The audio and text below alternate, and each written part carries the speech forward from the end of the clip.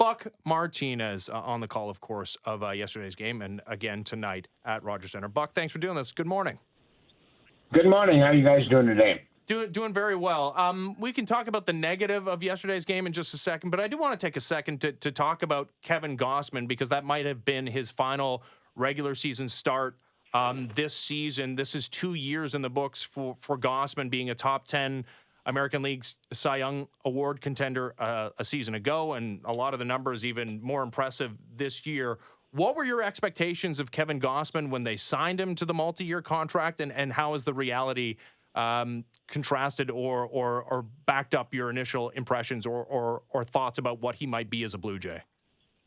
Well, the Blue Jays deserve a lot of credit for the way they have added to this rotation.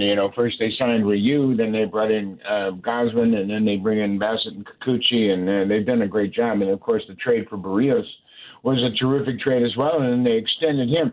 But Kevin Gausman had a terrific season in 21, obviously, with the Giants. His timing was perfect. He was a free agent. He was 14-6, his best season of his career, at a time when pitchers generally mature, and you say, okay, well, he's got it figured out now. And he had a great run there with the Giants, and the Blue Jays stepped up, and they brought him in to be exactly what he is. He's the ace of their staff, and he's pitched like it ever since he's been here. Yeah, it's been more important in each of the last 2 years, or this year specifically, with everything happening with Manoah, and then even last year, Barrios, his little kind of stumble coming out of signing the contract, it was more important than ever for Gosman to be that ace, that stopper, whatever you want to call it, and he's been it in spades. I want to talk to you about the reliever they went to, and not the reliever you think I'm going to ask you about in Romano, but the guy they went to right after Gosman. You and Schulman were talking about this a bit on the broadcast, but if you could just expand on the point of, how do you feel about going to Swanson after Gosman, with them both being so reliant or are using the great pitch that is their splitter? Do you like that? Do you think Swanson's better used piggybacking off of someone else? If you could just kind of expand on that, because I thought it was really interesting. Yeah, I think it's terrific, because when you look at what Gosman did, 3 hits and no runs over 7 innings throwing that splitter, and then you got a guy that's very similar to him, why not bring him in and continue that same diet of pitches to the opposing team? And, Eric, we have talked a little bit about Eric, and there for a while, he had his back issues, and he lost command of his fastball, and, a few pitches last night got away from him with his fastball, but his splitters might be better than Gosman's as far as velocity and late movement, but, I thought it was a great move, because the Yankees had done nothing against Gosman, and when you got a guy that's very similar to him, why wouldn't you back it up with that? And certainly Eric stepped up, retired the side in order with a strikeout, and really did everything you could expect in that situation, especially getting LeMahieu to end the inning and not having to face Gleyber Torres or Austin Wells. Mm-hmm. And clearly, when you don't score, I think the lion's share of the blame for a loss, and it's just one loss, and there's plenty of time to make it up, belongs with the offense. But obviously, when you have an outing like Jordan Romano had, and now it's back-to-back outings, he becomes a focal point, Buck. And it is weird to me to look at some of the splits for Romano, specifically his numbers in tie games, and how outside of the norm it is, because he's having a great season. He's been so good in save situations, in clutch moments, and not to say that a tie game isn't a clutch moment, but for whatever reason, in tie games, opposition have had great success against him to the tune of an over 900 OPS. Is there any sense to be made of that, or is that just like a weird quirk, a weird anomaly this season? Yeah, I just think it's kind of an unusual situation. I mean, closers understand the magnitude of a tie situation. That's why they're in the ball game, and especially in the ninth inning when you're facing 2, 3, and 4 in the lineup. Those are the guys that you have to get out. And unfortunately, he wasn't able to do that. Gleyber Torres got a big single to start it, and then obviously we haven't seen much of Austin Wells, but he's hit 2 of his 3 home runs against the Blue Jays now. And obviously the first one was not a big situation. They were down by a lot, and he had the home run in the ninth inning. But I think the biggest thing is that, Jordan Romano has been the closer, and that's the guy you go to in those situations. And it'll be interesting to see now how they use Jordan Hicks, too, because Jordan Hicks has been terrific since he's come to the Blue Jays. And, he's got that 100-mile-an-hour sinker, and he's got the face of a closer, and he's closed for the Cardinals before. But I don't think they're going to abandon Jordan Romano. He's the guy that John Snyder trusts, and it's unfortunate, it's a tough loss, but once again, you got to score some runs to win, and the Blue Jays haven't been able to score on a consistent basis. And anytime you face a tough pitcher like Michael King, he might give you a crack in the door one time in a game, and they had that crack in the third inning, and unfortunately, Vladdy struck out to strand the bases loaded. Yeah, it is the talk of the town today, and yeah, maybe Jordan Romano taking some of that as well. But yes, that at bat in the third inning, you and Dan did a great job kind of breaking it down as it was happening. What did you make of Vladdy's approach throughout the entirety of the at bat? I mean, you guys talked about the patience he showed to get it to 3-0. You love that, and then the way it unfolded afterwards, maybe you love a little less. Well, what did you think of Vladdy's approach there? Yeah, I thought the 3-0 take was a good take. It was on the outer quarter of the plate, but I thought the 3-1 pitch was a pretty good pitch to hit, and he just didn't pull the trigger. And, Vladdy's been very good. The strikeout he had in the first inning strapped a long series of plate appearances without striking out. He's been swinging the bat well, and as a result, he's been hitting the ball hard. He had a 2-homer game on Sunday, so things were starting to turn in this direction, and it just felt like he was going to get the big hit in the third inning last night.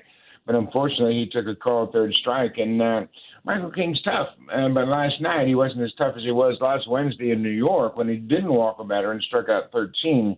But he gave the Blue Jays some opportunities with 5 walks in the game, especially in that third inning, and they just didn't come up with a big hit.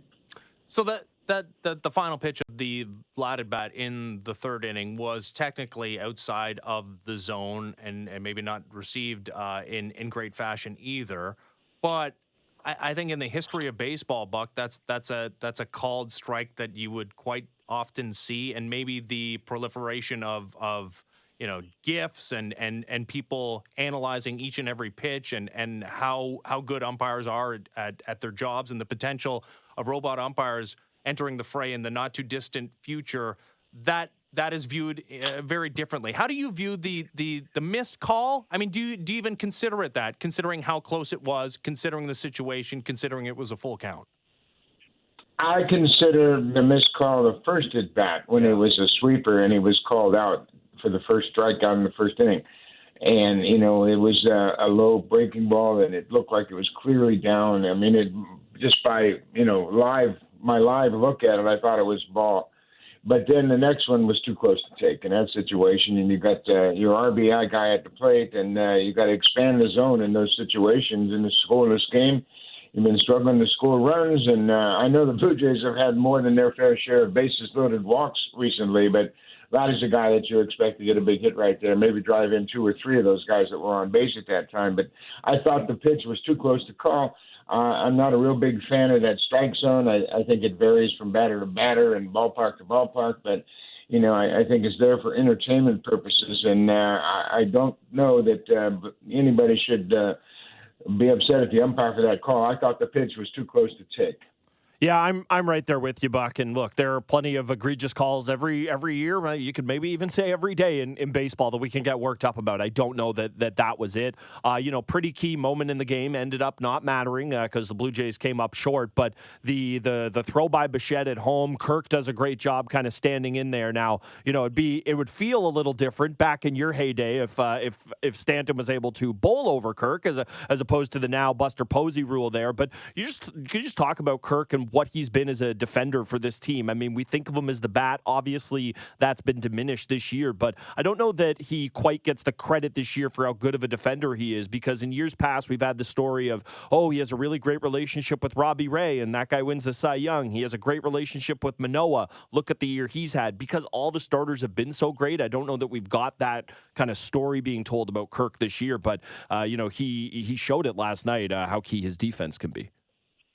Well, you know what? He's done a heck of a job since Danny broke his hand, and the workload has been exceptional. He's caught more on a regular basis than he has at any point of his career. So he's done a heck of a job, and you're right. He does a good job. The pitchers like throwing to him, and he's very good at blocking balls. And in this day and age, I think catchers now realize they're going to have to work on their throwing because guys are stealing more frequently than they have in the past. But when you look at Kirk, how much he's caught lately, he's done a terrific job. Danny was out, broke his hand in Colorado on the 1st of September, and since then, Kirk's done a majority of the catching. So I think he's done a heck of a job. He caught 80 games already this year, and that's more than he's caught in the past. So he's done a good job, and, I don't think anybody is saying that, everybody misses Danny Jansen. Danny had a hell of a year, but at the same time, I think Kirk's done a fine job filling in for him.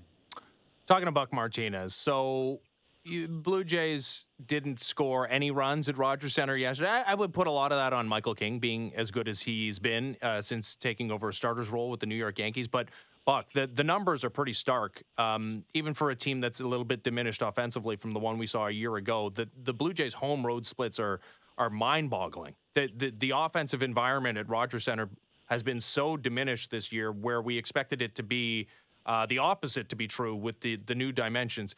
Do you have any theories as to why this is happening?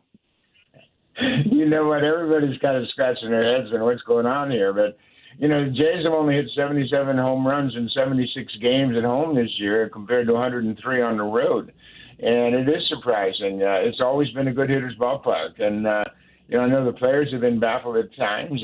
They have a team average of 246, and the ball just doesn't seem to be carrying here. And I thought the dimensions that were very similar to the spring training dimensions at TD Ballpark in Dunedin, I thought the ball was going to fly out of there on a regular basis, and that hasn't been the case. I think the interesting thing is that the opponents have hit more home runs than the Blue Jays have at the ballpark, and they've given up 92 home runs compared to the Blue Jays hitting 77. So, yeah, it's an oddity. Obviously, the Blue Jays gave away some power, and when they did trade for Varsho and Teoscar was traded for Swanson, and Gurriel was traded away, and that's some of their power. But obviously, the Blue Jays haven't hit home runs at the rate they did last year. Yeah, there's obviously just a team element and the way they're built. You mentioned Varsho there. I want to talk to you about him. He makes the great read on the stolen base play. I was shocked that he was able to be safe at third. I know part of that is the throw is a little bit offline, but it feels like that is the embodiment of exactly what the front office was looking for when they went out and traded for him. Somebody who can be versatile and kind of give you those different elements that you just don't really have elsewhere on the team. He's a terrific all-around, fundamentally sound ball player. He plays great defense. He's, leading baseball in defensive runs saved. The Blue Jays as a team are far and away the best team in that category. And it does help you win games. There's no question about it. And I think the biggest thing is this is a tough division for first-year players. They come into the division, they see players they're not familiar with, they see pitchers they're not familiar with, and it's a meat grinder division. Everybody in the division can beat you at any time. I mean, you think about the Red Sox playing so tough against the Blue Jays early in the season, and Tampa Bay is always tough. The Yankees are having a down season, but they've had the advantage over the Blue Jays this year. And the Orioles are the Orioles, and they've been good in the past, as recently as 15 and 16, and they're good again. So it's a tough division. I think Daulton's going to have a much better year last year. He's a career 229 hitter. He's never been a high average hitter, but some of the home runs he hit last year were a result of Chase Field in Phoenix, and I just think he's going to have a better year next year. He's a terrific guy, a great teammate. The players love him, and he gives you everything he has every single day. So I expect better things from him next year. Yeah, pretty clearly one of the favorite teammates, especially amongst the outfielders of the Toronto Blue Jays. Before we let you go, Buck, I do want to get your thoughts on Brooks Robinson, who dies yesterday at the age of 86. You guys crossed over for a couple of years in the American League. I never saw Brooks Robinson play, but he's like my go-to when I talk about third base defense. Understandably so. What is it, 16 Gold Gloves at third base? Just renowned as, 16 Gold Gloves. 18-time All-Star was Brooks Robinson. What are your remembrances of the all-time great Baltimore Oriole? Well, when I came in the league in 1969, the Baltimore Orioles were the class of baseball. They were just the best team, and they had the best players, and they had regular players all the time. And it was just something that, you expected the Orioles to be classy. And, Brooks was the epitome of that. He came up with the Orioles very young in his career, 18 years old. He was in the big leagues with the Orioles in 55. And he spent his whole career there, 23 years with one organization. He won an MVP. He was a terrific Gold Glove player. For me, he's the best third baseman I ever saw because he could make every play. And it seemed like he threw out every guy by a half a step, no matter if it was Alejandro Kirk or Bo Jackson. he had a knack for knowing exactly how fast the guys were running. And, he was as clutch as anybody. And my roommate, George Brett, wore number 5 because of Brooks Robinson. And a lot of guys have done that in the past because Brooksy was such a class act. And he became a terrific broadcaster after his playing days as well, and he was a great ambassador for the game. And, he was a special guy. And, I will miss him. And for me, he and Frank Robinson, they were the class of the Orioles in all those great years in the 70s. Well, and this, according to Sarah Langs yesterday, MLB statistician, Brooks Robinson holds the record for most games where he drove in the only run in a 1-0 win with 10. O's win 1-0 yesterday, Buck. There's something to that. Oh, I was going to say, get that guy on the 2023 Blue Jays. Yeah, seriously.